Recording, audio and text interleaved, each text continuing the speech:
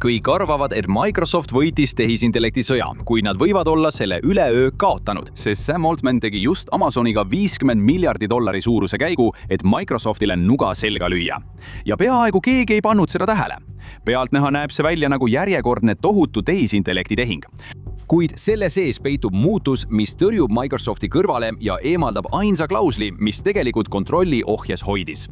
Ja see muudab kõike, sest enam ei ole asi ainult võimsa tehisintellekti loomises.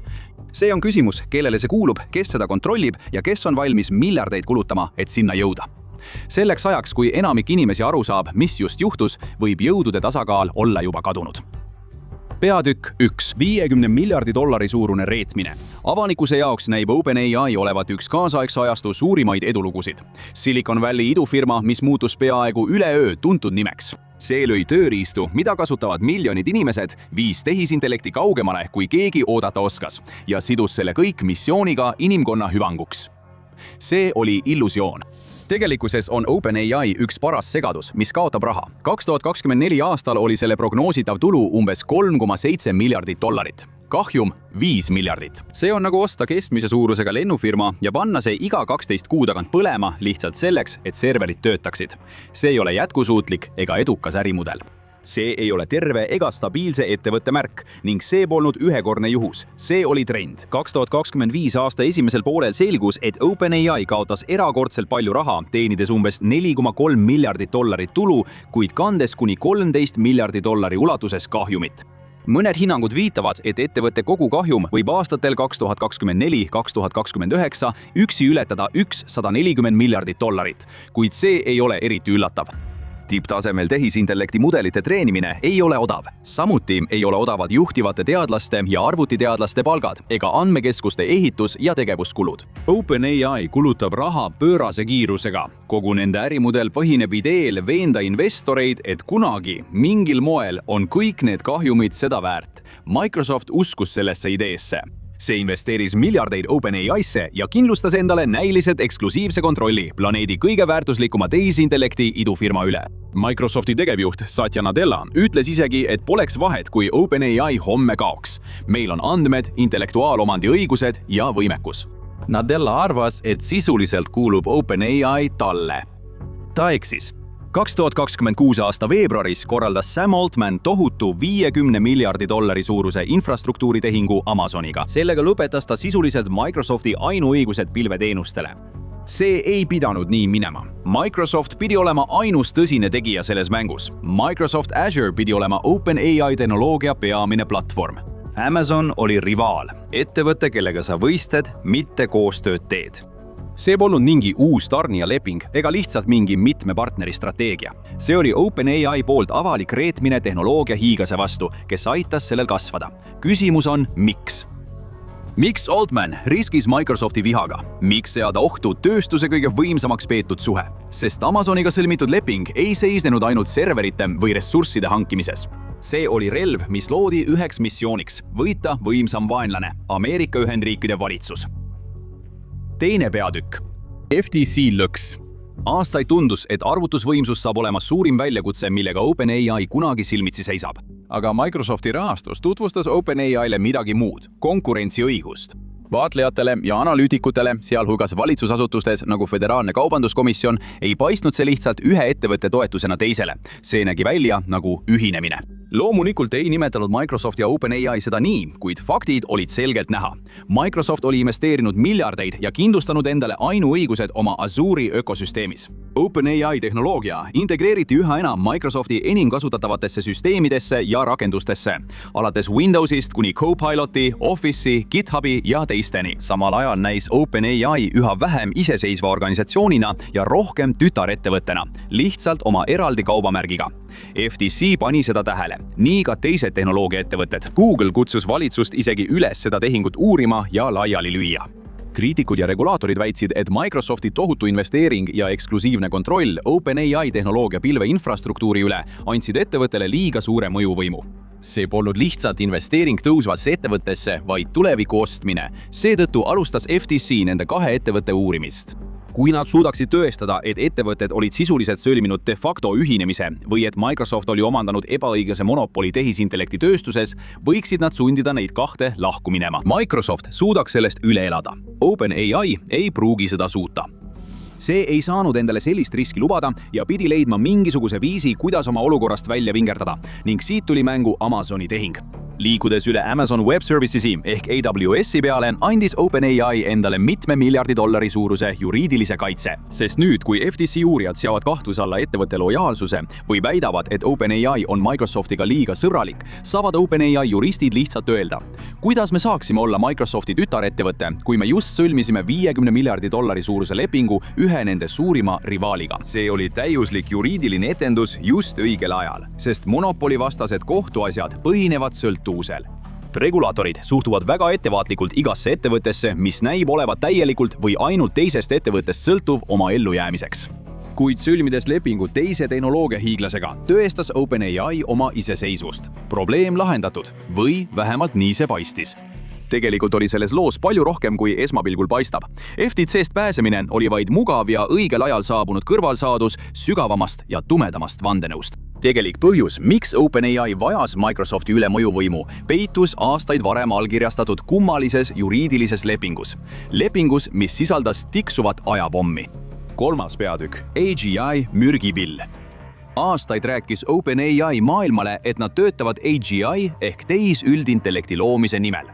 Mõnikord nimetatakse seda ka Jumala mudeliks. See on hetk, mil tehisintellekt jõuab inimtasemele ja ületab selle.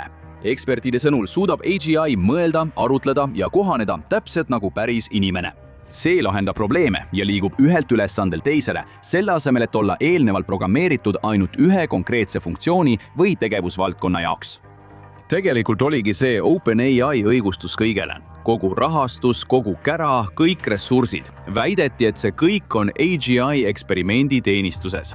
Ja OpenAI jaoks oli see ideaalne imerohi. Kõik, mida nad pidid tegema, oli veenda inimesi end usaldama, ilmselgelt probleeme eirama, oma raha üle andma ja uskuma, et ühel päeval loovad nad midagi, mis muudab maailma. Oli vaid üks väike probleem, mis oli sügavale OpenAI ja Microsofti lepingutesse peidetud. Seda tunti AGI käivitustingimusena. Põhimõtteliselt anti Microsoftile näiliselt tähtajatu litsents OpenAI intellektuaalomandile. Aga sellel tähtajatu litsentsil oli range piirang. Niipea, kui OpenAI saavutab üldise tehisintellekti, jäetakse uus AGI mudel täielikult sellest lepingust välja ja Microsoft kaotab sisuliselt oma kontrolli tehisintellekti tuleviku üle. Selles etapis jäävad kõik AGI ärilised õigused täielikult OpenAI-le. See on paradoks. Madu sööb oma saba. Microsoft investeeris miljardeid ettevõttesse, mille ainus eesmärk oli luua AGI. Kuid niipea, kui see eesmärk saavutatakse, kaotab Microsoft kogu oma võimu ja eelised. Nad rahastasid iseenda hukku. Aga Microsofti juhid ei ole rumalad. Nad teadsid lepingu tingimusi, kui nad sellele alla kirjutasid. Nad teadsid täpselt, kuidas neist mööda hiilida. Kõik, mida nad pidid tegema, oli tagada, et OpenAI ei täidaks oma deklareeritud eesmärki. Nad tahtsid, et tehisintellekt oleks võimas, aga mitte kunagi nii võimas, et jõuaks AGI-ni. Siit lähevad asjad keeruliseks. QNA AGI ei ole selge lõpp-punkt. Ei suuda keegi kokku leppida, mida see tegelikult tähendab. Nii et isegi kui OpenAI arendas oma süsteeme aina edasi, võis Microsoft alati väita, et see pole veel AGI. Sam Altman teadis seda. Ta teadis, et seni kuni AGI käivitamise klausel eksisteerib, ei saa Microsoft kunagi olla täielikult pühendunud partner. Neil oleks alati mõjuvõim, alati piirangud, alati võimalus OpenAI-d seestpoolt kontrollida. Seega pidi ta mänguplaani muutma. $50 miljardi suuruse Amazoni tehinguga, kui laetud relvaga, sundis OpenAI Microsofti tagasi läbirääkimiste laua taha. Mitte ainult läbi rääkima, vaid täielikult tehisintellekti sõjareegleid ümber kirjutama. 4. peatükk. 2026. aasta aprilli lähtestus. 2026. aasta aprillis muutus jõudude tasakaal. See polnud lihtsalt partnerluse uuendamine. OpenAI ei tahtnud lihtsalt mõnda probleemi siluda ega teha paar muudatust oma Microsofti lepingus. See tahtis selle täielikult lammutada ja siis täpselt enda äranägemise järgi uuesti üles ehitada. Pealtnäha säilitasid mõlemad ettevõtted väärikuse, kuulutades välja lihtsustatud kokkuleppe ja oma partnerluse järgmise etapi. Aga selle kokkuleppe tingimused näitasid tegelikku olukorda. Microsofti kirjeldati endiselt kui OpenAI peamist pilvepartnerit, kuid juba järgmises lauses lisati, et OpenAI võib nüüd oma tooteid pakkuda ükskõik millise teise pilveteenuse pakkuja kaudu, keda nad soovivad. Azure'i ainuõigus oli kadunud. Microsofti kunagine tähtajatu litsents OpenAI intellektuaalomandile muudeti samuti ära ja sellele määrati kindel lõppkuupäev 2032. Tehnoloogiahidudel polnud enam eriõiguslikku omandipositsiooni tehisintellekti tuleviku üle. Tulude jagamisele pandi ametlikult piir ja tähtaeg, samuti 2030. Kõige tähtsam oli see, et AGI käivitusklausel oli kadunud. Seda ei määratletud ümber, ei täpsustatud ega muudetud. See kustutati. See ähmane, raskesti määratletav klausel, mis rippus aastaid OpenAI kohal nagu Damoklese mõõk, oli kadunud.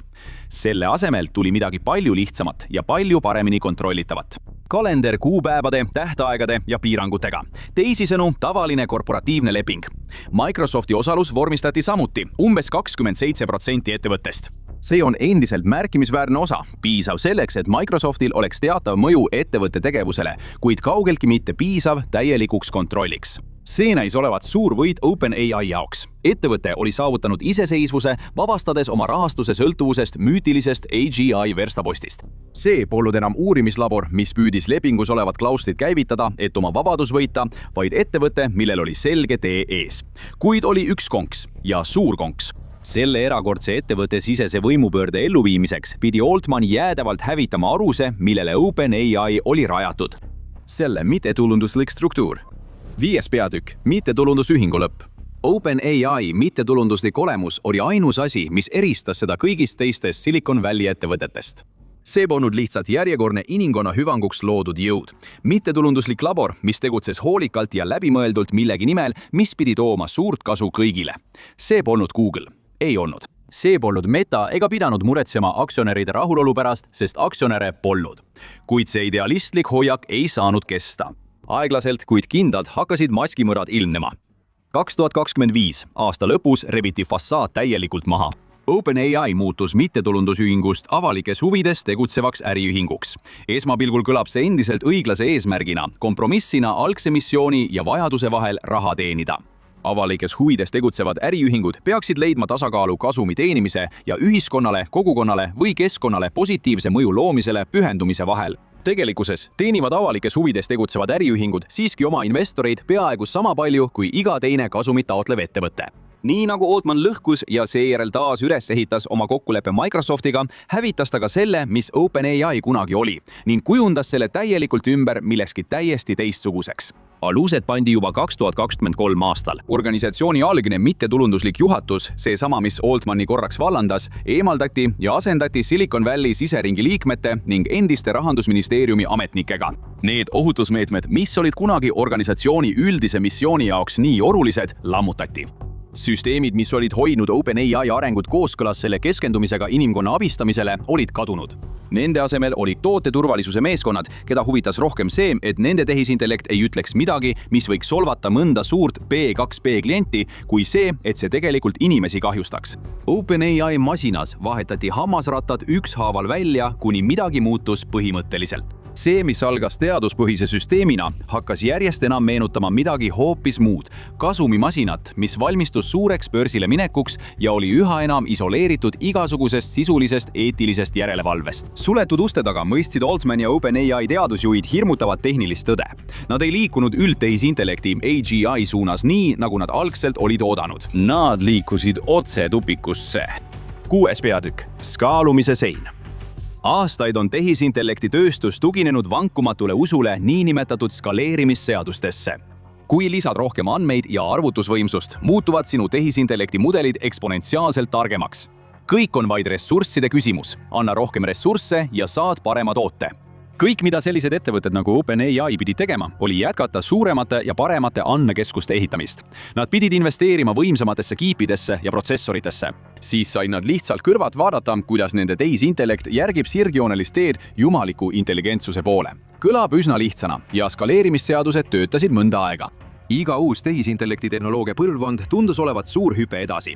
GPT-2 oli muljetavaldav, GPT-3 järgmine tase, GPT-4 ületas ootusi.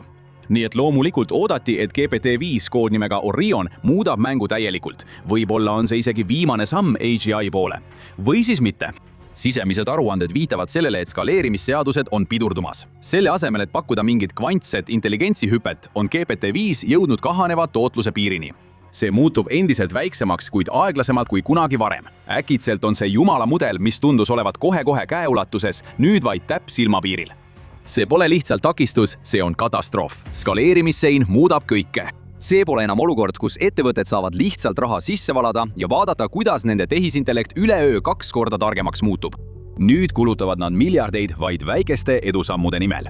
Ja see on halb äri. Sest ärgem unustagem kulutamise tempot. OpenAI pole kasumile lähedalgi. Nad kaotavad igal aastal miljardeid. Aga nad suutsid seda alati õigustada väitega, et AGI jõuab lõpuks kohale ja lahendab kõik probleemid. Kogu ettevõtte finantsstruktuur ja investeerimispõhjused põhinesid sellel eeldusel. Sellepärast oli AGI käivitamisklausli eemandamine Microsofti lepingust nii oluline. See polnud lihtsalt juriidiline trikk, see oli vaikne tunnistus, et AGI on mirage. Ja kui AGI on mirage, siis OpenAI on lihtsalt järjekordne tarkvarafirma, mis ei suuda turu tuua ja mille areng on kiiresti tasandumas. Kuidas õigustab selline ettevõte oma järgmistele investoritele $5 miljardi suurust kulutustempot? See lõpetab AGI müümise ja hakkab selle asemel müüma AI rämpsu. 7. peatükk. SaaS-pööre. AI rämpsu müümine. Tutvu uue OpenAI-ga. See ei ole enam vapper mittetulundusühing, mis püüab luua tsivilisatsiooni muutvat superintellekti, vaid hoopis AI-äri müügimeeskond. See liigub aeglaselt, kuid kindlalt eemale oma algsest missioonist ja suundub millegi palju argisema poole, ettevõtte tarkvara ja korporatiivse töövoo automatiseerimise poole. Ja see toimub otse meie silme all. Selle asemel, et keskenduda täielikult järgmise põlvkonna GPT-tehnoloogia arendamisele, seab OpenAI esikohale alternatiivsed projektid, nagu agentne vahevara ja arvutusmudelid, näiteks O1 või Strawberry. See ei sea enam sihiks inimkonna valgustamist, vaid muudab elu lihtsamaks keskastme juhtidele. Fookus on nihkunud tööriistade loomisele, mis on mõeldud keskastme juhtidele. Potentsiaalsete klientide suunamine, turundustekstide genereerimine, klienditoe piletite haldamine. OpenAI loodab, et see muutus toob sisse vajaliku raha, et rahuldada oma investoreid. Kuid sellel plaanil on suur probleem. Numbrid ei klapi. Traditsioonilised SaaS-ettevõtted ehk tarkvara kui teenusettevõtted nagu Salesforce ja Adobe töötavad uskumatute marginaalidega, mis ületavad sageli 70%. Nad teevad toote ja müüvad seda sisuliselt igavesti, tuues iga uue kliendiga järjest rohkem kasumit. Sellepärast investorid armastavadki SaaS-i. See on tõeline kullakaevandus. Aga OpenAI katsed sellesse tööstusesse siseneda ei tööta, sest arenenud arvutlusmudelite käitamine on palju kallim kui tavapärase tarkvara puhul. Näiteks maksab üks A1 mudel umbes $15 miljoni sisendtokeni kohta. See ei pruugi esmapilgul tunduda palju, kuid ettevõtte mõistes on see tohutu rahaline koormus. Suured ettevõtted, kus töötab sadu või isegi tuhandeid töötajaid, võivad ühe päevaga läbi töödelda miljoneid ja miljoneid tokeneid. Äkitselt ei ole nutikas assistent enam kulutõhus osa tehnoloogiapinust, vaid väga kallis kapitalikulu. Traditsiooniline SaaS ei toimi nii. Microsoft ei loo iga kord uut ettevõtet, kui keegi avab Excelis uue arvutustabeli. CRM-idee ei muutu äkitselt 2 korda kallimaks lihtsalt sellepärast, et töötajad klõpsasid mõnel nupul ja koostasid mõned aruanded. Tehisintellekt töötab teisiti. Mida rohkem sa seda kasutad, seda kallimaks see läheb. OpenAI üritab meeleheitlikult sundida ettevõtteid integreerima ülehinnatud automatiseeritud tehisintellekti rämpsvara oma tööprotsessidesse, et parandada omaenda katki olevat majandusmudelit. See üritab müüa digitaalset kulda pliihinnaga, lootes veenda inimesi, et selle raha neelav tehisintellekti agent pole lihtsalt väga kallis tarkvara.